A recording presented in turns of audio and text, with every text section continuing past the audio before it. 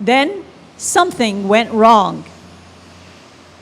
Maybe the sadness of the city finally crept in through the windows. The day Soraya stopped singing in the middle of a line, as if someone had thrown a switch, Haroon guessed there was trouble brewing, but he never suspected how much. Thank you.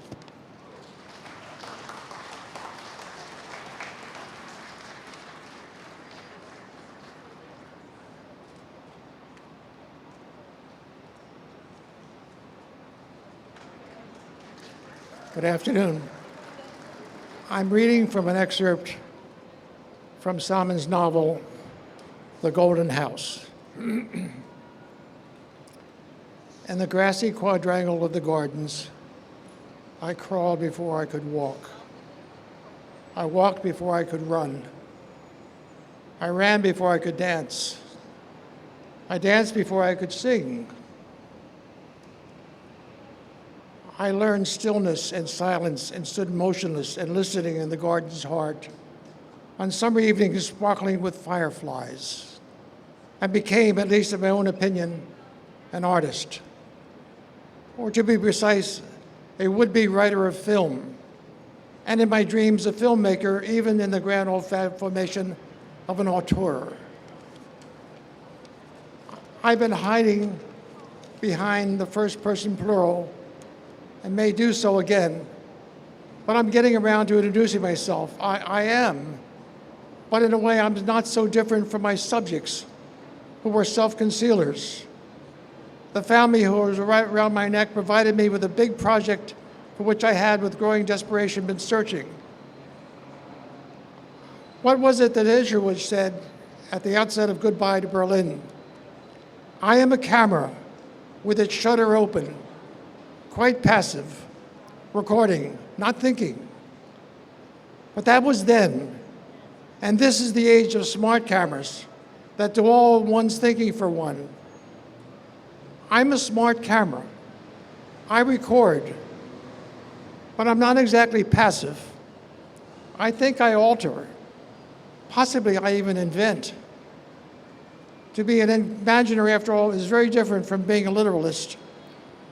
Van Gogh's picture of a starry night doesn't look like a photograph of a starry night, but it's a great depiction of a starry night. Let's just agree that I prefer the painting to the photograph. I am a camera that paints. Thank you.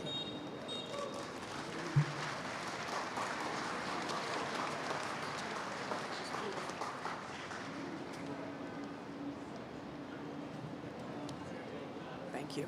I'm A.M. Holmes, and I'm going to read excerpts from Salman's Arthur Miller Freedom to Write lecture, delivered at the Penn World Voices Festival in May of 2012, on censorship. No writer ever really wants to talk about censorship. Writers want to talk about creation, and censorship is anti-creation, negative energy, uncreation, the bringing into being of non-being. Censorship is the thing that stops you doing what you want to do. And what writers want to talk about is what they do, not what stops them doing it. Consider, if you will, the air. Here it is, all around us, plentiful, freely available, and broadly breathable. And yes, I know it's not perfectly clean or perfectly pure, but here it is nevertheless, and plenty of it, enough for all of us, and lots to spare. When breathable air is available so freely and in such quantity, it would be redundant to demand that breathable air be freely provided to all in sufficient quantity for the needs of all. What you have, you can easily take for granted and ignore. There is just no need to make a fuss about it. You breathe the freely available, breathe the breathable air, and you get on with your day. The air is not a subject. It is not something most of us want to discuss. Imagine now that somewhere up there you might find a giant set of faucets, and that the air we breathe flows from those faucets, hot and cold air and tepid air, in some celestial mixer unit. And imagine that an entity up there, not known to us, or perhaps even known to us, begins on a certain day to turn off the faucets, one by one, so that slowly we begin to notice that the available air, still breathable, still free, is thinning. The time comes when we find that we are breathing more heavily, perhaps even gasping for air. By this time, many of us would have begun to protest, to condemn the reduction in the air supply, and to argue loudly for the right to freely available, broadly breathable air. Scarcity, you could say, creates demand. Liberty is the air we breathe, and we live in a part of the world where, imperfect as the supply is, it is nevertheless freely available. At least to those of us who aren't black youngsters wearing hoodies in Miami, and broadly breathable, unless, of course, we're women in red states trying to make free choices about our own bodies. Imperfectly free, imperfectly breathable, but when it is breathable and free, we don't make a song and dance about it. We take it for granted and get on with our day. And at night, as we fall asleep, we assume we will be free tomorrow because we were free today. The creative act requires not only freedom, but also this assumption of freedom. If the creative artist worries he will still be free tomorrow, then he will not be free today. If he is afraid of the consequences of his choice of subject or the manner of his treatment of it, then his choices will not be determined by his talent, but by fear. If we are not confident of our freedom, then we are not free. Great art, or let's just say more modestly, original art, is never created in the safe middle ground, but always at the edge. Originality is dangerous. It challenges, questions, overturns assumptions, unsettles moral codes, disrespects sacred cows or other such entities. It can be shocking or ugly, or to use the catch-all term so beloved of the tabloid, controversial. And if we believe in liberty, if we want the air we breathe to remain plentiful and breathable, this is the art whose right to exist we must not only defend, but celebrate. Art is not entertainment. At its very best, it is a revolution. Thank you.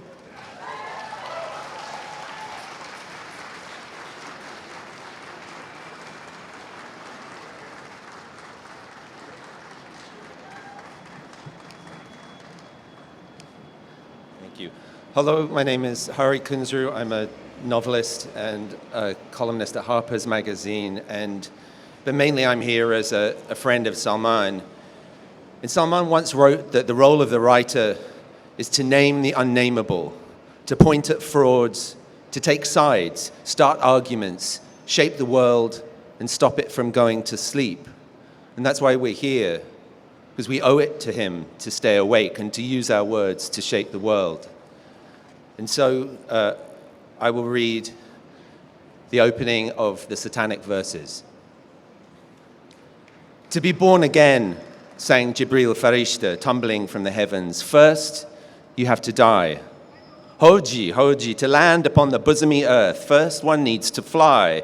Tata, takatun, how to ever smile again, if first you won't cry. How to win the darling's love, mister, without a sigh. Baba, if you want to get born again, just before dawn, one winter's morning, New Year's Day or thereabouts, two real, full-grown, living men fell from a great height, 29,002 feet, towards the English Channel, without benefit of parachutes or wings, out of a clear sky. I tell you, you must die. I tell you, and thusly and so beneath the moon of alabaster, until a loud cry crossed the night. Oh, to the devil with your tunes. The words hanging crystalline in the iced white night. In the movies, you only mime to playback singers, so spare me these infernal noises now. Jibril, the tuneless soloist, had been cavorting in moonlight as he sang his impromptu ghazal, swimming in air, butterfly stroke, breaststroke, bunching himself into a ball, spread-eagling himself against the almost infinity of the almost dawn, adopting heraldic postures, rampant, couchant, pitting levity against gravity. Now he rolled happily toward the sardonic voice. Oh, hey, Salad Baba, it's you. Too good. What ho, old chumpch? At which the other, a fastidious shadow, falling headfirst in a grey suit with all the jacket buttons done up, arms by his sides, taking for granted the improbability of the bowler hat on his head, pulled a nickname hater's face.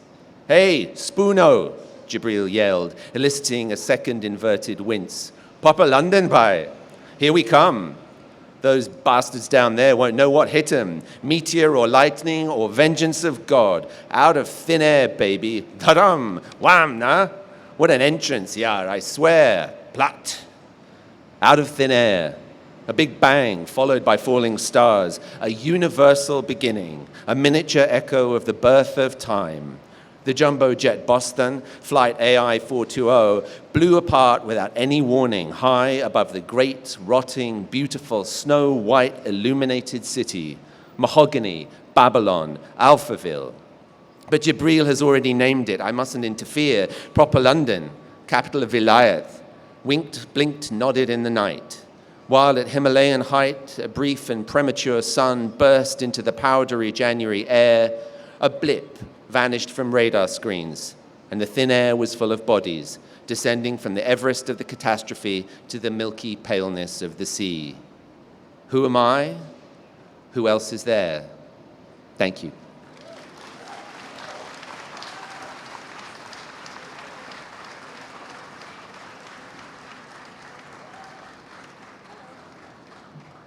Thank you so much. Dearest Salman, and dearest family of Salman, this past week, so many of us realized we'd been counting on you to hold up the sky. I hope you know that you can count on us too. We're here for you, and we're here for the long haul.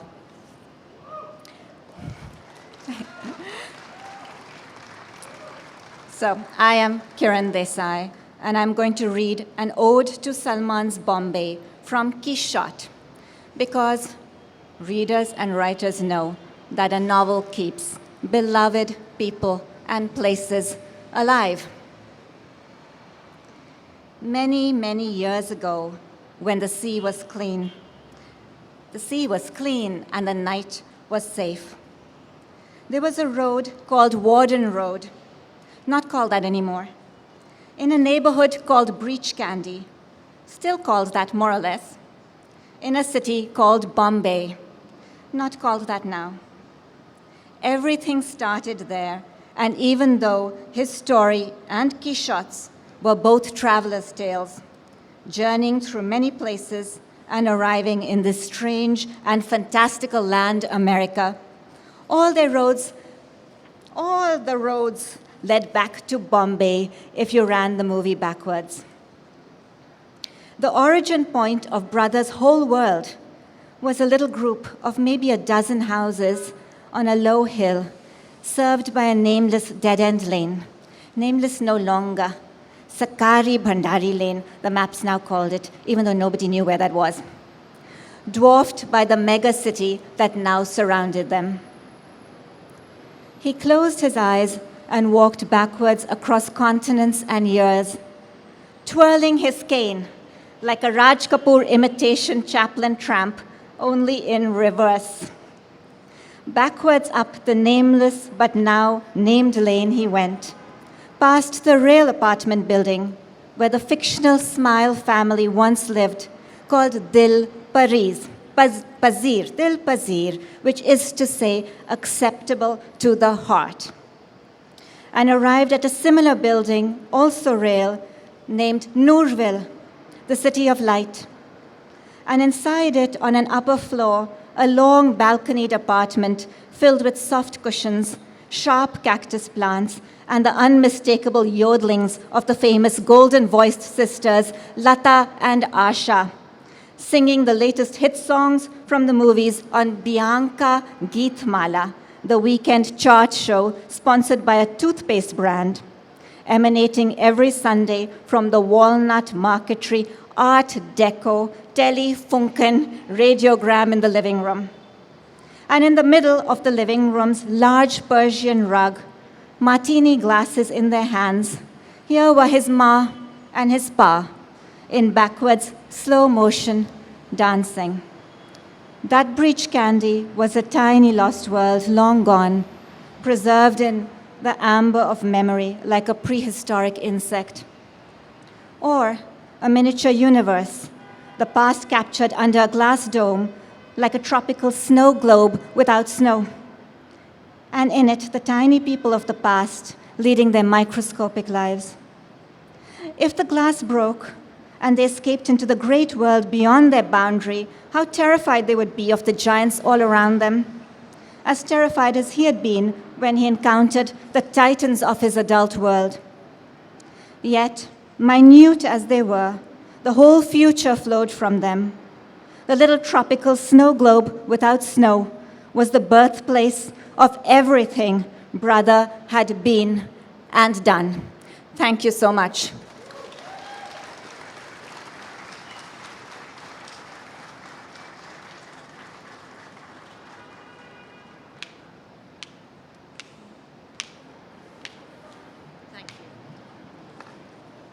I'm Tina Brown. Salman, my dear old friend, I'm proud to stand here for you today as you've stood up for so many in the last 33 years. You never asked for the role of a hero. You just wanted to be left alone to write. But in the tenacity with which you've defended free speech, you are a hero and have paid a terrible price. I wish you a speedy recovery and look forward to telling you in person how much your fight has meant to us all here today. These words that you wrote for the American Society of Newspaper Editors ring even more true now than they were in 1996. You wrote, "My overwhelming feelings about the press are ones of gratitude. No writer could have wished for a more generous response to this work, or for more fairer, more civil profiles than I have received in America and around the world. And in the long unfolding of the so-called Rushdie affair, American newspapers have been of great importance in keeping the issues alive, ensuring that readers have kept sight of the essential points of principle involved, and even pressurizing America's leaders to speak out and act. Editors, like novelists, need to create, impart, and maintain a vision of society for their readers. In any vision of a free society, the value of free speech must rank the highest, for that is the freedom without which all the other freedoms would fail. Journalists do more than most of us to protect those values, for the exercise of freedom is freedom's best defense, and that is something you all do every day. However, we live in an increasingly censorious age. By this I mean that the broad, indeed international acceptance of First Amendment principles is being steadily eroded. Many special interest groups claiming the moral high ground now demand the protection of the censor. Political correctness and the rise of the religious right provide the pro-censorship lobby with further cohorts. I want to suggest to you that citizens of free societies, democracies, do not preserve their freedom by pussyfooting around their fellow citizens' opinions, even their most cherished beliefs. In free societies, you must have the free play of ideas. There must be an argument, and it must be impassioned and untrammeled. A free society is not a calm and eventless place. That is the kind of static, dead society dictators try to create. Free societies are dynamic, noisy, turbulent, and full of radical disagreements. Skepticism and freedom are indissolubly linked, and it is the skepticism of journalists, their show me, prove it unwillingness to be impressed, that is perhaps their most important contribution to the freedom of the free world. It is the disrespect of journalists for power, for orthodoxies, for party lines, for ideologies, for vanity, for arrogance, for folly, for pretension, for corruption, for stupidity, maybe even for editors, that I would like to celebrate, and that I urge you, all in freedom's name, to preserve.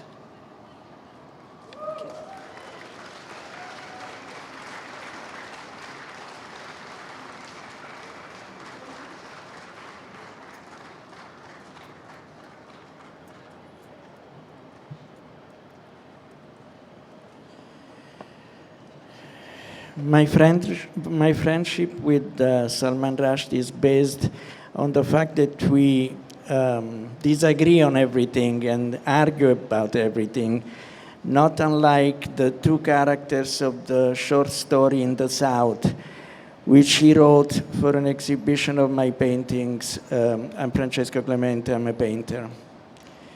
I will read a page from In the South.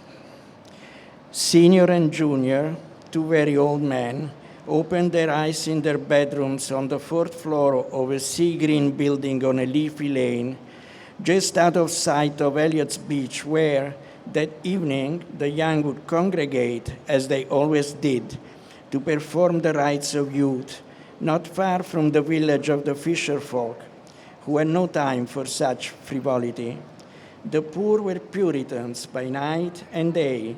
As for the old, they had rights of their own and did not need to wait for evening. As the sun stabbed at them through their window blinds, the two old men struggled to their feet and lurched out on their adjacent verandas, emerging at almost the same moment, like characters in an ancient tale, trapped in fateful coincidences, unable to escape the consequences of chance. Almost at once, they began to speak.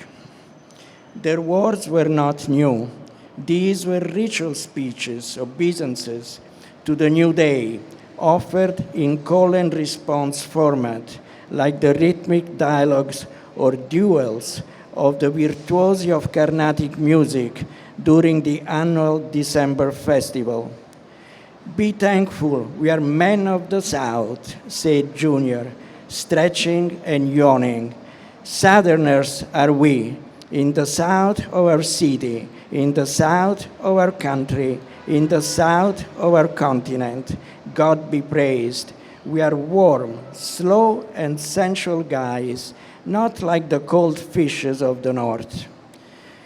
Senior, scratching first his belly and then the back of his neck, contradicted him at once. In the first place, Senior said, the South is a fiction, existing only because men have agreed to call it that. Suppose men had imagined the earth the other way up. We would be the Northerners then. The universe does not understand up and down, neither does a dog.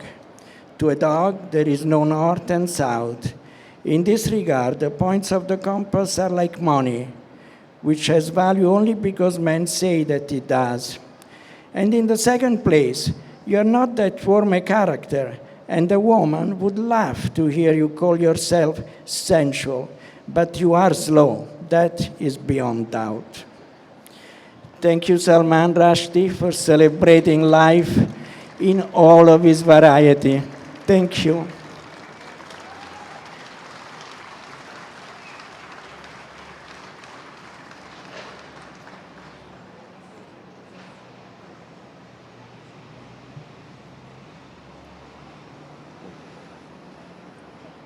Now that I can see that this event is being filmed, I hope you will be able to watch it someday, Salman, and hear me say that I've been thinking about you every hour of every day for the past week, and that I love you as a brother and treasure the friendship we have built together over the past 30 years, and that Siri and I and all the other writers gathered here this morning are praying that you will be back on your feet before long and speaking out again in defense of the freedom and justice and tolerance that you and all the rest of us so fervently believe in.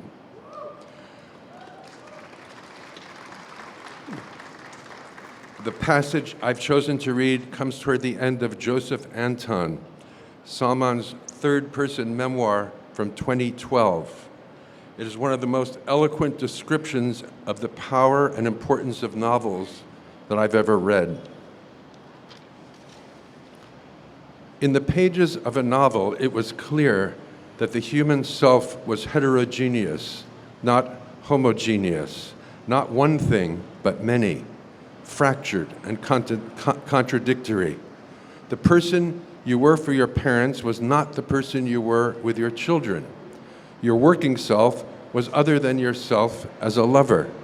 And depending on the time of day and your mood, you might think of yourself as tall or skinny or unwell or a sports fan or conservative or fearful or hot.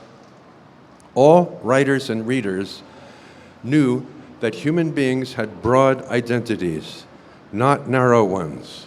And it was the breadth of human nature that allowed readers to find common ground and points of identification with Madame Bovary, Leopold Bloom, Colonel Buendia, Raskolnikov, Gandalf the Grey, Oscar Mazerat, the Makioka sisters, the Continental Op, the Earl of Emsworth, Miss Marple, the Baron in the Trees, and Salo, the mechanical messenger from the planet Tralfamador, and Kurt Vonnegut's The Sirens of Titan. Readers and writers could take that knowledge of broad-based identity out into the world beyond the pages of books and use the knowledge to find common ground with their fellow human beings. You could support different football teams, but vote the same way. You could vote for different parties, but agree about the best way to raise your children. You could disagree about child rearing, but share a fear of the dark. You could be afraid of different things, but love the same music. You could detest each other's musical taste, but worship the same God. You could differ strongly on the question of religion, but support the same football team. That was what literature knew, had always known. Literature tried to open the universe, to increase, even if only slightly, the sum total of what it was possible for human beings to perceive, understand, and so finally to be. Great literature went to the edges of the known and pushed against the boundaries of language, form, and possibility to make the world feel larger, wider than before. Yet, this was an age in which men and women were being pushed toward ever narrower definitions of themselves, encouraged to call themselves just one thing, Serb or Croat or Israeli or Palestinian or Hindu or Muslim or Christian or Baha'i or Jew. And the narrower their identities became, the greater was the likelihood of conflict between them. Literature's view of human nature encouraged understanding, sympathy, and identification with people not like oneself. But the world was pushing everyone in the opposite direction, toward narrowness, bigotry, tribalism, cultism, and war. There were plenty of people who didn't want the universe opened, who would, in fact, prefer it to be shut down quite a bit. And so when artists went on the frontier and pushed, they often found powerful forces pushing back. And yet, they did what they had to do, even at the price of their own ease and, sometimes, of their lives. Thank you.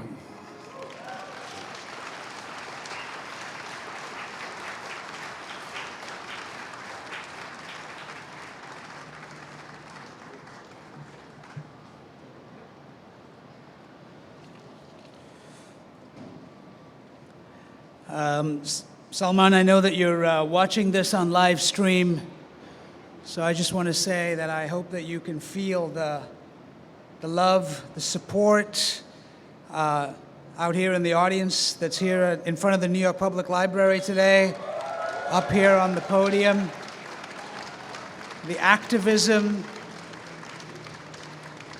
and I hope, and we are all hoping and praying that you heal as quickly as possible and get back to what you do, which is right. This is from an excerpt from Salman's new novel, Victory City, which will be coming out in February of 2023. I, Pampa Campana, am the author of this book. I have lived to see an empire